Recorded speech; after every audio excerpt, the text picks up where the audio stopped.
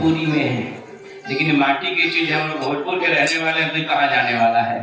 राजन जी महाराज कथा कहते हैं कितने लेवल पर कोई जाते भोजपुरी नहीं छोड़ते भाई। जो हम लोगों ने जिस माटी में हम पले हो तो हमारी मातृभाषा रही है, गांव की भाषा रही, तो नहीं जाते कहीं न कहीं।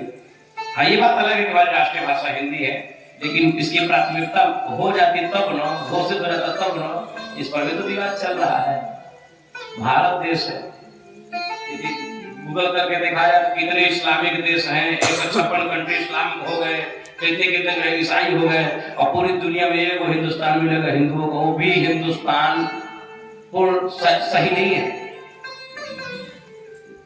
हिंदू राष्ट्र पूर्ण नहीं है, वो में 50 पंथ संप्रदाय रोज हल्ला मचा रहे हैं कि हिंदू राष्ट्र नहीं होने देंगे।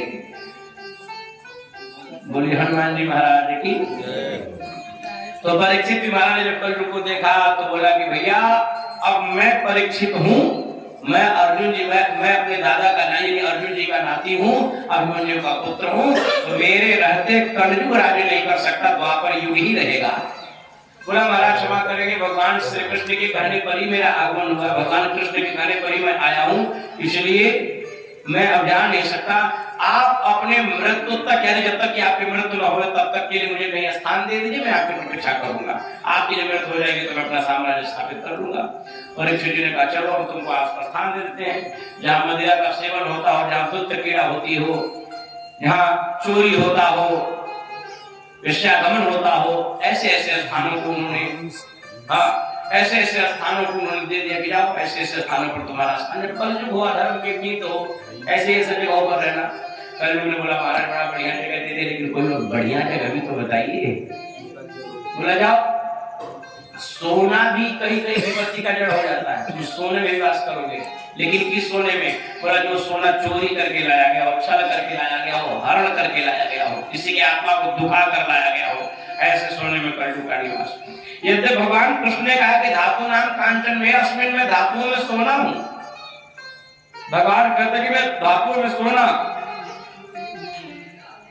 वनस्पतियों में तुलसी, पत्थरों में शालिग्राम, धातुओं में सोना।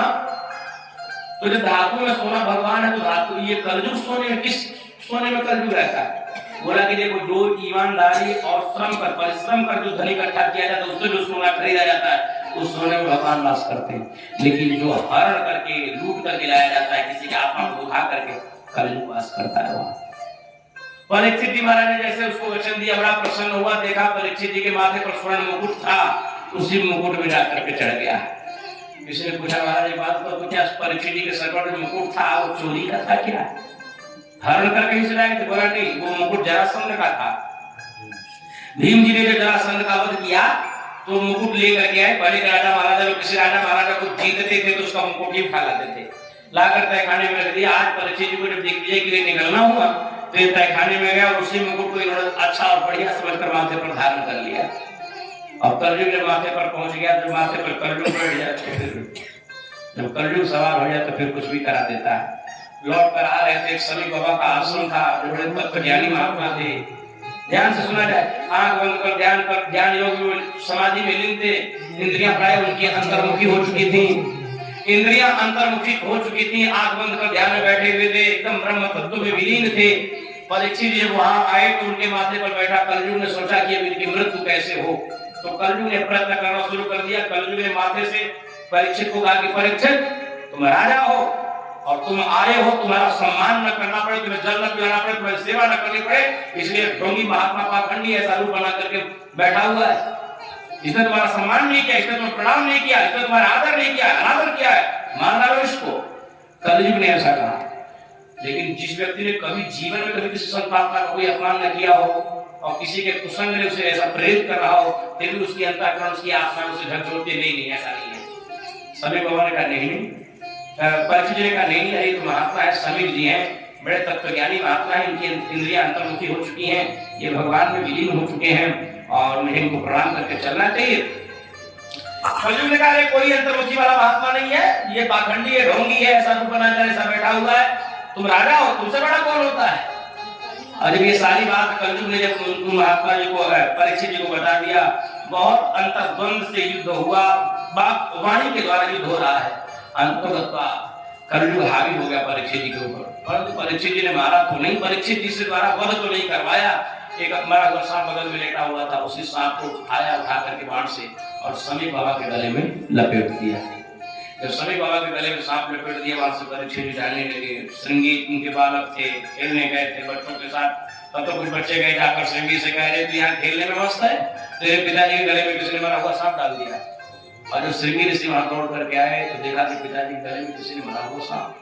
बालक और महात्मा जी के बालक थे, बड़े सिद्ध बालक थे, भी तुरंत उन्होंने हाथ में गंगा जल लिया, गंगा जल लेकर के उनको श्राप दे दिया कि जाओ, जिस पापी ने, जिस दुरात्मा ने इस प्रकार यह अनाधिकारिक कार्य किया है, मेरे पिताजी के गले में मरा हुआ सांप डाला है, मैं उसको श्राप देता हूँ कि आज के 7वें दिन तक्षक नाग के काटने से उसकी मृत्यु हो जाएगी, शरीर छोड़ जाएगा उसका। जैसे ही उन्होंने श्राप दिया कि तैसे ही समीप बाबा जगे, और जगने के बाद जब देखा कि बड़े क्रोधित सांप निकला, थोड़ा सा भी दुखित नहीं हुए, सांप निकला किनारे रख दिया और बेटे को डांटते हैं कि मूर्ख कहीं का, तुमने परीक्षित को श्राप दे दिया, वे हमारे राजा हैं, और राजा और परीक्षित जैसा राजा तो मिलना बड़ा मुश्किल है। उन्हीं की कृपा है कि हम लोग जंगल में बड़े स्वतंत्र बैठे रहते हैं, भजन करते रहते हैं, हिंसक जानवर हम लोग को कोई प्रहार नहीं करते। तो राजा दंड दे सकता है प्रजा का, प्रजा का कोई अधिकार नहीं है। राजा और ऐसे परीक्षित जैसा राजा, और ये परीक्षित ने नहीं किया, ये तो उनके माथे पर बैठे कलयुग ने ऐसा कर दिया, और मूर्ख नादान बालक तुमने ऐसा कर दिया, नहीं करना चाहिए था, लेकिन चलो अब तुमने कर ही दिया। इधर परीक्षित जी महाराज जब घर आए, आने के बाद जब मुकुट उतार करके रखा, सो मुकुट से कलयुग हंसने लगा, बाबा अरे परीक्षित तुमने हमसे कहा था ना कि तुम्हारी मृत्यु तक मैं प्रतीक्षा करूं, तुम्हारी मृत्यु मैंने निश्चित कर दिया, 7वें दिन तुम्हारी मृत्यु हो जाएगी।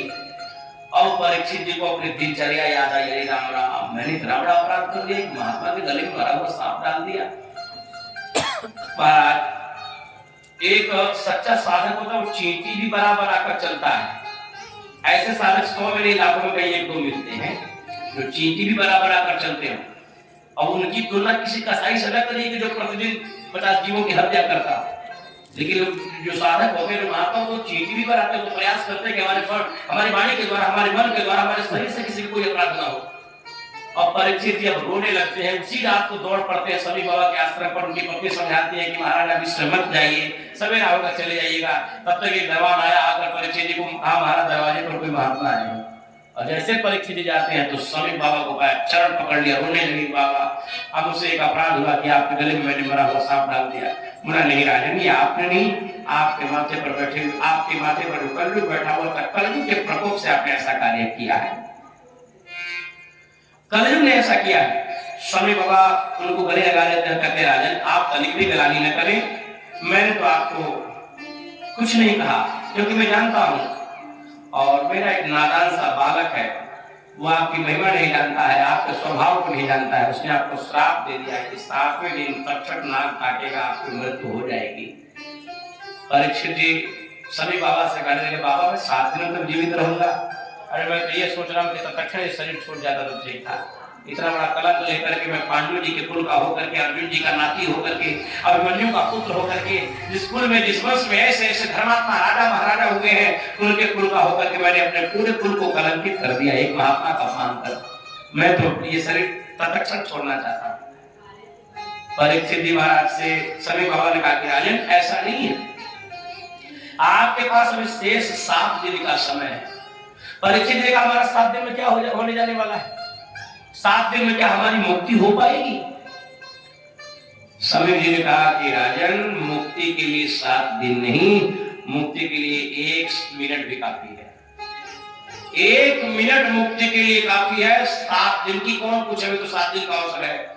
लेकिन हे राजन मैं दिव्य दृष्टि से देख रहा हूं कि कल सवेरे तुम्हारे गांव के बाहर जो नदी का किनारे गंगा जी का तट है, श्री सुखदेव जी का आगमन होने वाला है, जो कि व्यास नंदन सुखदेव है। वे सुखदेव जी आएंगे, सारे वेद पुराण शास्त्रों को पूर्ण ज्ञाता है, बड़े विद्वान हैं, और आपको वाणी के द्वारा श्राप मिली है। इसीलिए मैं आपको यह उपदेश कर रहा हूं कि इसी समय मन क्रम वचन वाणी व्यवहार से आप अपने इंद्रियों को नियंत्रित कर, पुत्र पौत्रादि से मोह हटाकर इसी समय से ब्रह्मचर्य व्रत का पालन करते हुए आप गृहस्थ आश्रम का परित्याग करें, और अपने मंत्री संततियों को भेज करके आपके राज्य की सीमा में जितने भी संत महात्मा लोग रहते हैं, अपने स्वजन लोग हैं उनके आप तुलसी दल भेज दीजिए और आप इसी समय से मन को नियंत्रित कर आप अपने गांव से बाहर निकल रही गंगा जी के किनारे जो आश्रम, गंगा जी के किनारे जो वट वृक्ष है वहीं आसन लगा करके बैठ जाइएगा, प्रतीक्षा करिएगा। तो इसलिए सुखदेव भगवान आएंगे और आपको वाणी से श्राप मिला है, उन्हीं की वाणी से आपको मुक्ति मिल जाएगी। मुक्ति किसको मिलती है? शरीर मुक्त होता है कि प्राण मुक्त होता है? जब प्राण मुक्त होता है। ठीक है, बोलिए हनुमान जी महाराज बोला तो सही आपने, इसके लिए धन्यवाद। लेकिन आपको बता दें शरीर पंच तत्वों से जन्म लेता है, पंच तत्वों में विलीन हो जाता है और आत्मा का मुक्ति का तो कोई प्रश्न ही नहीं है, क्योंकि आत्मा न जन्मती है न मरती है। नैनम छिन्दन्ति सहस्राणि नैनम दहति पावकः न चक्लिज्जन्ति तापो न शोष्यति मारुतः। भगवान कहते हैं हे अर्जुन, नैनम छिन्दन्ति सहस्राणि नैनम दहति पावकः, न अग्नि न प्राण को न आत्मा को सूर्य से भेदा जा सकता है, न अग्नि में जलाया जा सकता है, न पानी में डुबाया जा सकता है। आत्मा का वध नहीं है, लेकिन वो तो नित्य शाश्वत निर्विकार निर्द्वंद निरीह निराकार है। बोली हनुमान जी महाराज की। निर्द्वंद है आत्मा। तो बोला किसी ने पूछा महाराज ये बात बताए, जब शरीर पंच तत्वों से मिला, पंच तत्वों से बना, पंच तत्वों में विलीन के पदार्थ है, पदार्थ को हमने भौतिक क्रिया के द्वारा इसको रूप ऐसा दे दिए, खड़ा हो गया, फिर पदार्थ में मिल गया, जब इसका कार्य संपन्न हो गया तो और आत्मा का मुक्ति का कोई संबंध नहीं, फिर मुक्त होता क्या है? इसकी मुक्ति की बात कही जाती है। कहते कि मनेव मनुष्याणां कारणं बन्धमोक्षयो कारणं बन्धमोक्षयो।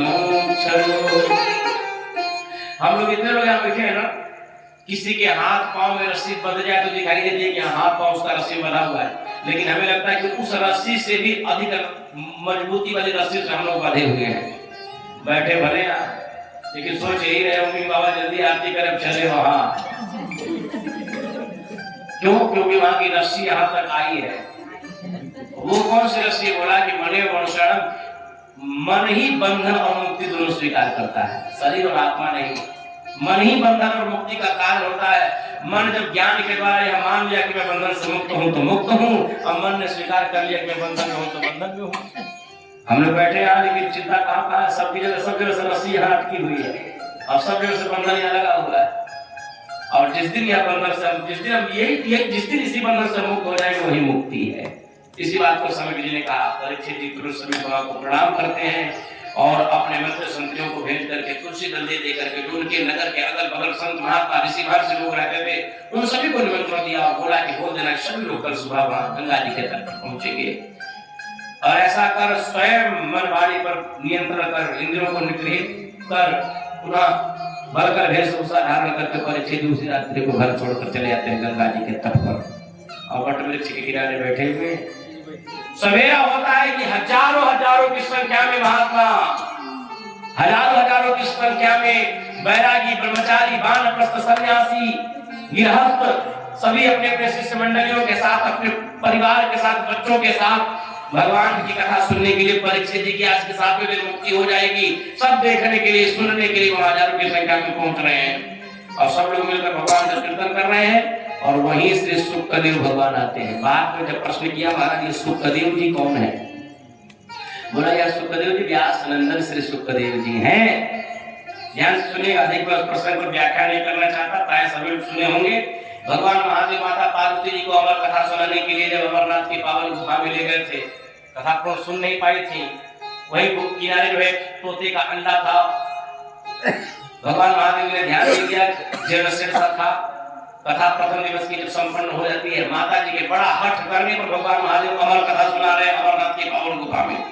पहले दिन के कथा के प्रभाव से उस अंडे में प्राण आ गए, दूसरे दिन की कथा के प्रभाव से उसमें से तोता निकला, तीसरे दिन की कथा समाप्त होते होते बिल्कुल तन्मय हुआ, चौथे दिन की कथा समाप्त होती है, पार्वती जी को निद्रा आ गई। भगवान महादेव कथा करने लगे और वह तोता ही माता पार्वती जी की जगह पर हाँ हाँ कहने लगा।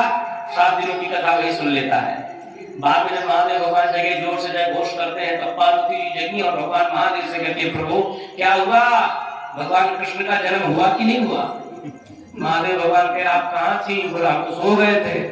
बोला फिर ये कथा सुना किसने। महादेव भगवान ने देखा तो तोता बैठा हुआ था। महादेव भगवान ने कहा इस तोता ने कथा का छल किया है, चोरी से सुना है। भगवान की जहाँ कथा हो वहां सन्मुख बैठ करके सुनना चाहिए। कई लोग सोच रहे होंगे कि यहाँ तक आवाज तो आई नहीं है, हार भरा हुआ, यही सोए सोए सुन ले। लेकिन एक बात याद रखें, जो सोकर सुनता है वो अगले जन्म में अजगर होता है। अब अजगर होने से बचना हो तो जरूर आइए, या तो फिर कथा शुरू होने से पहले सो जाइए। तो कथा शुरू कै बजे होती है यहाँ, 4 बजे, उससे पहले ही सो जाइए। यहाँ तो फिर दरबार में आइए, आकर के बैठिए, बोलिए हनुमान जी महाराज की। अब देखें परीक्षित जी महाराज भगवान महादेव त्रिशूल चला देते हैं और त्रिशूल चला दिए उस तोता को मारने के लिए। तोता भगते हुए बद्री वन में वेदव्यास जी की धर्म पत्नी शाम का समय था, सो करके विश्राम करके जगी हुई थी। जैसे मुख खोल करके जमाई लिया कि वह तोता ही आकर उनके मुख में प्रविष्ट हो गया और वही गर्भस्थ शिशु का रूप धारण कर लेता है। 12 वर्षों की समाधि माता के उदर में लगा देते हैं श्री शुक्रदेव भगवान। और भगवान महादेव जी के द्वारा उन्होंने अमर कथा सुना था, जिसके नाते अब वह संसार में आना नहीं चाहते थे, इसलिए मां के उदर में ही समाधि। कभी कभी तो ऐसा होता था, माता जी बैठी रहती, मानो जैसे उदर के अंदर से वेद मंत्रों की ध्वनियां सुनाई देती थी, श्लोक सुनाई देते थे। बहुत चिंतातुर हो गई। आप कल्पना करें 9-10 माह के उदर में बालक रहता तो माँ को कितनी पीड़ा होती है। लेकिन जिस माँ के उदर में 12 वर्षों तक बालक समाधि लगा लिया हो, उस माँ की क्या पीड़ा। रोने लगे, चिल्लाने लगे, अपने पति देवता से कहते हैं या तो आप किसी एक प्रकार से शल्य चिकित्सा के द्वारा उदर से बालक को बाहर, या तो फिर हमारे प्राण निकलने निश्चित है। बाद में भगवान श्री वेदव्यास के लिए अपने स्वरूपस्थ का ध्यान किया, अपने स्वरूप का ध्यान किया, चिंतन किया। स्वयं भगवान विष्णु आए और भगवान विष्णु आकर के शुक्रदेव भगवान को आवाज लगाते हैं कि बेटा शुक्रदेव बाहर आ जाओ। तो अंदर से आवाज क्या आती है कि नहीं प्रभु मैं बाहर नहीं आऊंगा, मैं बाहर आऊंगा तो मेरे ऊपर भगवान विष्णु की माया हावी हो जाएगी, मैं भी आकर के संसार में भटकने लगूंगा। तब भगवान उनको वचन देते हैं कि आइए मैं आपको वचन देता हूँ, मेरी माया का आपके ऊपर कोई प्रभाव नहीं होगा। भगवान ने जब उन्हें वचन दिया तो माता के उदर से शुक्रदेव भगवान संसार में आते हैं, जन्म लेते हैं। और जिस प्रकार बालक संसार में जन्म लेता है, पूरे पाप लिए जब संसार में जब आता है, शुक्रदेव जी ऐसे वीतरागी महात्मा थे कि जिनका नाल छेदन संस्कार तक संपन्न नहीं हुआ और जन्मते ही घर छोड़ करके साधु बन गए। 12 वर्ष की वय पिताजी पीछे पीछे यम प्रवजंतम अनुपेतम पेत कृत्यम द्वैपायनो विरह कातुरया पुत्रति तन्मय होकर के पीछे पीछे चिल्लाते चले जा रहे हैं, हाँ बेटा सुखदेव वापस आ जाओ। लेकिन वे नहीं आए। कहाँ गए? वृंदावन के वनों में जाकर तम सर्वभूत हृदयम, वृंदावन चले गए। वृंदावन तुलसी वन माने जंगल, अर्थात तुलसी जी का जो जंगल हो उसे कहते हैं वृंदावन। और तुलसी किसे कहते हैं? विष्णु कुल वसति लसति यह सब तुलसी, जो भगवान नारायण के हृदय प्रिया हो, भगवान नारायण के हृदय में वास करने वाली हो, उन्हें कहते हैं तुलसी। और ऐसे तुलसी जी के वृक्ष में जाकर के श्री शुक्रदेव भगवान सर्वभूत हो जाते हैं। ध्यान से सुनिएगा, इधर वेदव्यास जी महाराज तो 17 पुराणों की रचना कर दिए थे। हाँ सुना जाए, वेदव्यास जी ने 17 पुराणों की रचना कर दिया था। 18वें के रूप में नारद जी के द्वारा नारद जी आए, आकर उनको ज्ञान दिए, अपना पूर्व जन्म सुनाए। तो जाकर श्रीमद् भागवत का 18वें पुराण के रूप में श्रीमद् भागवत जी को उन्होंने रचना करी। तो पुराण को इन्होंने इतना रच दिया था, लेकिन इसको बांचने वाला कोई वाचक नहीं मिल रहा था। देखिए